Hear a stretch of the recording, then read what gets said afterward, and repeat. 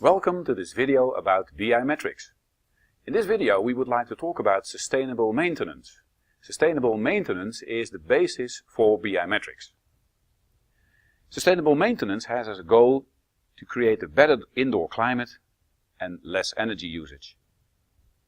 Sustainable maintenance focuses on a better indoor environment in buildings and optimum energy efficiency in buildings. And these goals are the direct and inevitable consequence of a correct working technical installation. And that's a very important one, so that's why we put it in front of the presentations. Actually, in short, focus on the users of the building and the energy consumption. We move from reactive to proactive and go from pay for effort to pay for result. So if we look at the priorities inside of a building, we see that on the top level we have the satisfied building customers. What actually we should believe that the whole story is about, having satisfied building users. Below that we see a good indoor environment, and on the bottom we see well-maintained installations. And that means that from the bottom to the top we can see the cause and effect, because if we have a correct working installation, and we can have that because of well-maintained installations, that will result in satisfied building users. So satisfied customers and energy efficiency are the result of good maintenance and correct functioning climate installations. Now in many cases, service organizations and end users see satisfied building users and correct functioning technical installations not always as two closely connected topics, while in fact they are closely connected because one is the result of the other. And so is energy consumption. Energy consumption is directly linked to a correct functioning technical installation. So by focusing on the technical installation, both user satisfaction and energy consumption are affected in a positive way. Now if we look at performance and put that in a graph, in this case we have the performance axis here vertically and time horizontally, we see that in the beginning, when we write the requirements, the specification document we see on the far left side, what happens is that during design and realization and also during commissioning, the performance level drops because of budget or implementation mistakes. And by the end, the building is being handed over to the end user, we have a certain amount of performance which is lower than actually is in the specification document. What happens then is we see degeneration over time because of undetected faults, operation errors, so in the end the performance deteriorates. It does that until it hits sort of a rock bottom minimum. We call that the pain threshold of the end user.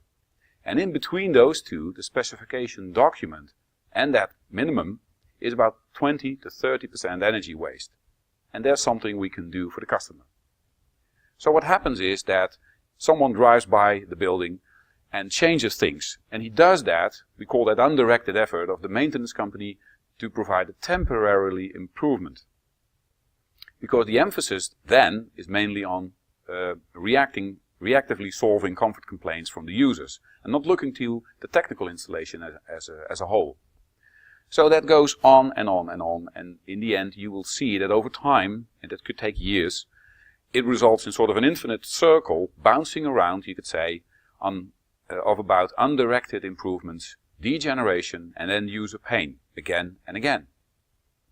So we can improve that by starting, for instance in this case, in an existing building in the operational phase, doing sustainable maintenance. And that means that instead of undirected we have directed iterative improvements with result monitoring. That means that we do something in the technical installation and we know when we do that it will result in less energy waste and an improved performance of the comfort.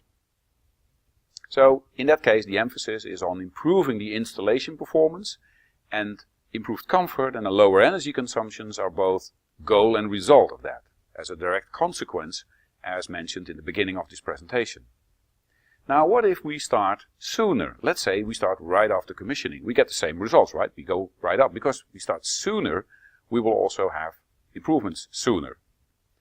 And we can start even sooner than that and say, let's do this in the commissioning phase. If we start in the commissioning phase, then we can have these iterative improvements before the building is being delivered or handed over. And that means that the starting point of that is even higher. And again, we will have steps improving. Now in this picture you see that in a certain time we might be able to go above the specification document. And that is, I think, also very important, because it doesn't mean that the specification document is something that is maximum attainable. It just means it's a certain level of comfort and energy usage, but it doesn't mean we can't go above that. So I think that's very important to mention as well. So again, starting sooner leads to even faster improvements. Now there's tooling needed, of course, to do that. So sustainable maintenance includes all activities necessary to implement improvements, to prove its effects, and to guarantee and preserve results. Priva provides tooling for sustainable maintenance called BI Metrics, which is a tool that's very simple to set up. You can use it for benchmarking or baselining in this case. It provides focus, and it can provide also the proof for the improvements using TC energy. In another presentation we will show what BI Metrics exactly does. Now you can also look at sustainable maintenance as a business model. If you look at today's services, we see that these are mostly tended cost driven rather than value driven, while at the same time there is not an objective way to determine that value. Second, service organizations find it very difficult often to sell the added value of their organization and to prove that they are actually doing a good job. And end users on the receiving end find it difficult to get a grip on those effects and the service work, and therefore difficult to assess the quality that's being delivered by that service organization. What we want to do with BI Metrics and sustainable maintenance to make it possible to build bridges between these seemingly opposing needs. So, in summary, we see that degradation over time takes place, bouncing around on a minimum level, wasting 20 to 30% energy.